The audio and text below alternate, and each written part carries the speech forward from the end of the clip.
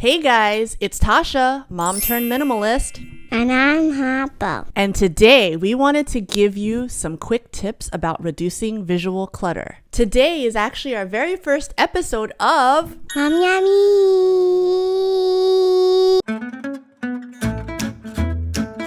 So, as you may already know from my previous videos, we are preparing to put our house on the market. And even though we've been minimizing for well over 3 years, there's still a lot that we still need to do to get our home ready. And a lot of the things have to do with minimizing visual clutter. So we'll just go over some things that we will be enforcing so that when people view our home, they won't be distracted by any cluttered areas, but instead they will be able to appreciate all the spaciousness that this house has to offer and therefore give us all the Yes. So today, my special guest will be reading each tip to you for Extra goodness factor. So without further ado, my dearest Harper, what is our first tip? Keep services free of glitter. Yes, so this is actually the only tip you'll ever need, and thus our video is done. Just kidding, don't leave. But yeah, if you're able to clear surfaces on counters, tables, and other furniture, you'll instantly improve curb appeal. This was one of the very first things the realtor pointed out when she came over to see how much work we needed to do to get the house ready. She looked at our kitchen counters, and I had just got done lunch prep, so all the counters were still being used. And she was like, this all has to go.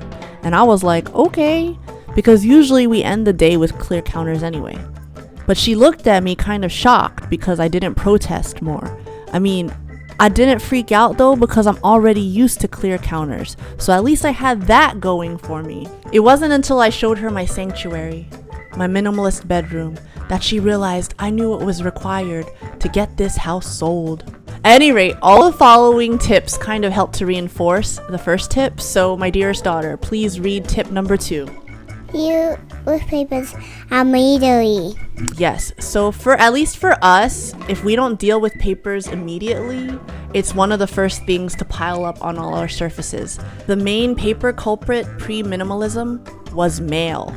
But now, as soon as I get the mail, I deal with it right away, and I try to do some legwork in the process. For junk mail, I have a shred bin and I manually shred it as soon as I get it. Sometimes I just grab a Sharpie and blot out my sensitive info.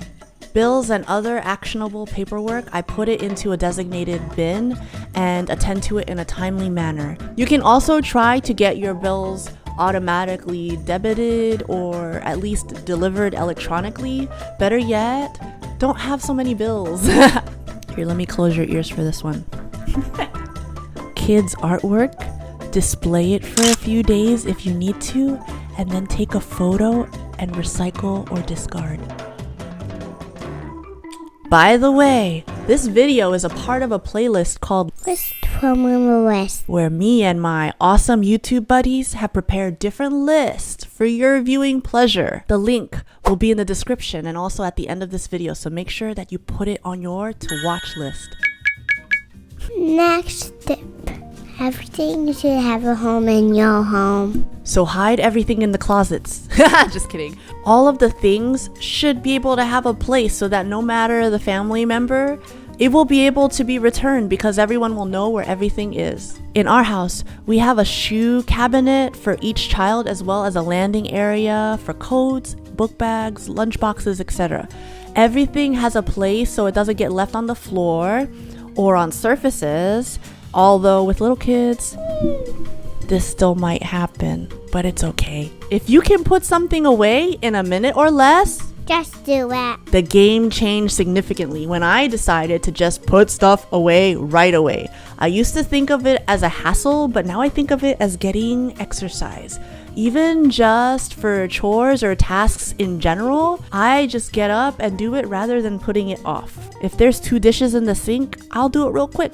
Oh man, I forgot the laundry upstairs? No problem, let me just run back up the stairs and get my steps in. And get some lunges in while you're at it. Otherwise, those minute-long tasks you let pile up throughout the day somehow multiply exponentially by the end of the day. And I'm not about that life. If I could do a little preventative maintenance throughout the day so that it can cut down what I have to do at the end of the day, then I am all for it.